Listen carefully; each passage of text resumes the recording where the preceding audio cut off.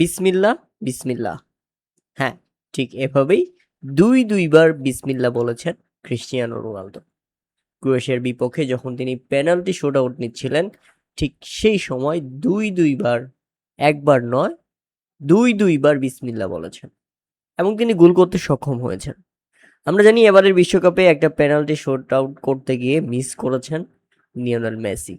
এখন সামাজিক যোগাযোগ মাধ্যমে অনেকেই প্রশ্ন করছেন, তাহলে কি সেই ভয় থেকেই ক্রিস্টিয়ানো রোনালদো বিসমিল্লাহ বলেছেন, যাতে গোলটা তিনি করতে পারেন? প্রিয় দর্শক, বিষয়টি এমন নয়। আবার তিনি যে বিসমিল্লাহ বলেছেন, এই ব্যাপারটাও আপনি সরাসরি বলতে পারবেন না, কেননা রোনালদো এই ব্যাপারে এখন পর্যন্ত কোনো কিছু বলেনি।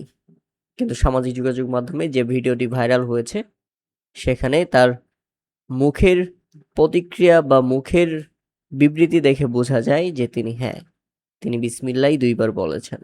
এই ব্যাপারটা যে শুধু আমরা বলছি, বিষয়টি এমন নয়। আন্তর্জাতিক মিডিয়া পর্যন্ত এই ব্যাপারটা নিয়ে চর্চা করছে। সবাই দাবি করছে, ক্রিস্টিয়ানো রোনালদো বিসমিল্লাহ বলেছেন। আবার তার পেছনের কারণ দেখাচ্ছেন, তিনি সৌদি আরবে দীর্ঘদিন ধরেই আছেন।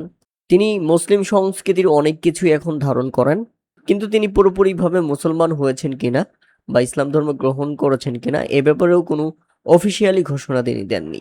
তবে তিনি মুসলমানদের সবকিছুই এখন গ্রহণ করেন। মুসলমানের সংস্কৃতি, মুসলিমরা যেসব জিনিস এখন করতে চায়, তিনি বেশ কিছুদিন ধরেই সেগুলো করে আসছেন। এমনকি আমরা জানি, গেল বছর তিনি রোজাও রেখেছিলেন।